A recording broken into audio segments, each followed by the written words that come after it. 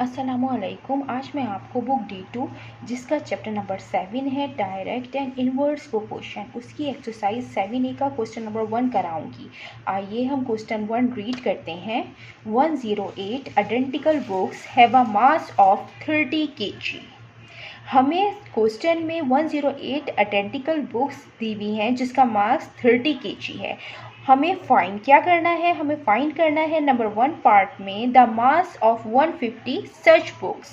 हमें mass find out करना है 150 बुक्स का, और पार्ट 2 है the number of such books that have a mass of 20 kg। इसमें हमें फाइंड करनी है नंबर ऑफ बुक्स और इसमें उनका मास दिया हुआ है 20 kg।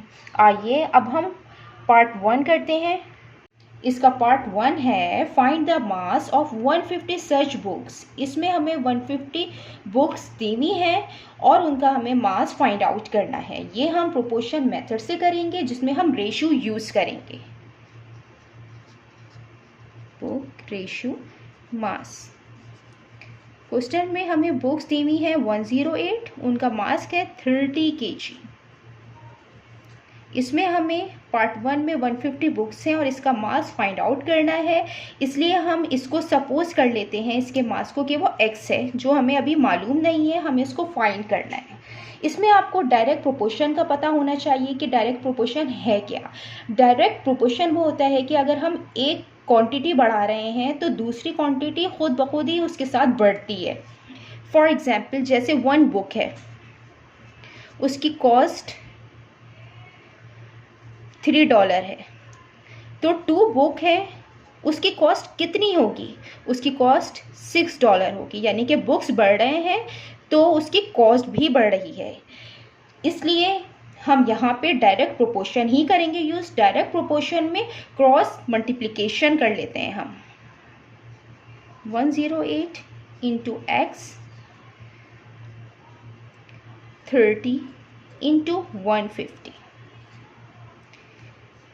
x जब 108 यहाँ पे मल्टीप्लाई हो रहा है तो ये दूसरे साइड पे जाके डिवीजन की फॉर्म में हम इसको लिखेंगे। इसके अंदर अगर कोई नंबर कैंसिल आउट हो रहा है तो हम उसको करेंगे कैंसिल आउट। ये 6 से हो रहा है, 6 1 ज़ा 6, 10 माइनस 6 4, 48, 6 8 ज़ा 48। डिवीजन से भी इसको चेक कर लेते हैं ताकि आपको क्लियर हो जाए। 6 1 ज़ा 6, 10 माइनस 6 4, 8 हम नीचे लिख लेंगे, 6 8 ज़ा 48, 48 माइनस 8 0। ये भी 6 से होगा, 6 5 ज़ा 30। अगेन ये दोनों 6 से कैंसिल आउट हो रहे हैं, 6 3 ज़ा 18, 6 2 ज़ा 12, 15 माइनस 12 3, 6 5 ज़ा 30। इसको भी हम डिवीजन से कर लेते हैं ताकि ये भी क्लियर हो जाए। 6 2 ज़ा 12, 15 माइनस 12 3, 0, 6 5 ज़ा 30, 25 आ गया।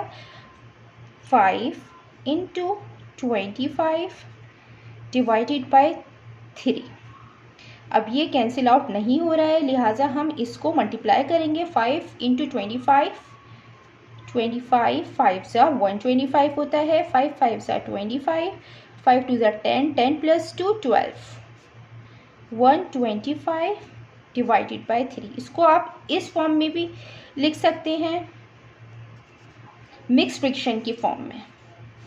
मिक्स फ्रिक्शन में लाने के लिए हम वही डिवीजन मेथड से ही करेंगे। 3 4 ज़ा 12, 12 माइनस 12 0, 5, 3 1 ज़ा 3, 5 माइनस 3 2, 3 41 और 2। ये हमने मिक्स फ्रिक्शन से निकाल लिया है। हमें मास मालूम करना था, ये हमने मास फाइंड आउट कर लिया है। अब हम इसका पार्ट 2 करते हैं। इसका पार्ट 2 है find the number of such books that have a mass of 20 kg। इसमें हमें बुक्स फाइंड आउट करनी है और मास हमें गिवन है 20 kg। इसमें भी हम सिंपली रेशियो यूज़ करेंगे। बुक्स क्वेश्चन में हमें गिवन थी 108 और उसका मास था 30 kg। यहाँ पे हमें बुक्स फाइंड आउट करनी है, तो हम उसको सपोज कर लेते हैं वो x है और मास यहाँ पे गिवन है 20 kg। ये भी डायरेक्ट प्रोपोर्शन है, इसको हम सिंपल क्रॉस मल्टीप्लिकेशन करेंगे। 108 इंटू 20, 30 इंटू एक्स। ये x से यहाँ पे मल्टीप्लाई हो रहा है, जब ये दूसरे साइड पे जाएगा तो ये डिवीजन की फॉर्म में आएगा। इसमें जो टर्म कैंसिल आउट हो रही है हम उसको कैंसिल आउट करेंगे।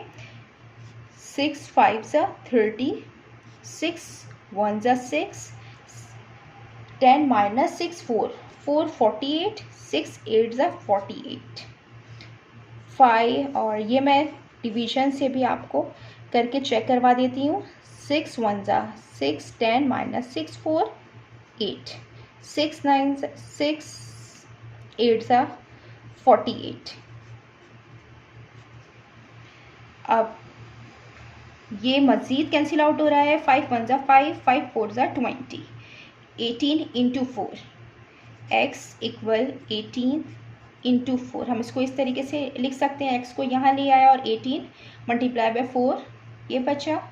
x इक्वल 18 4 ज़ा 4 8 ज़ा 32, 4 1 ज़ा 4, 4 प्लस 3 7, 72।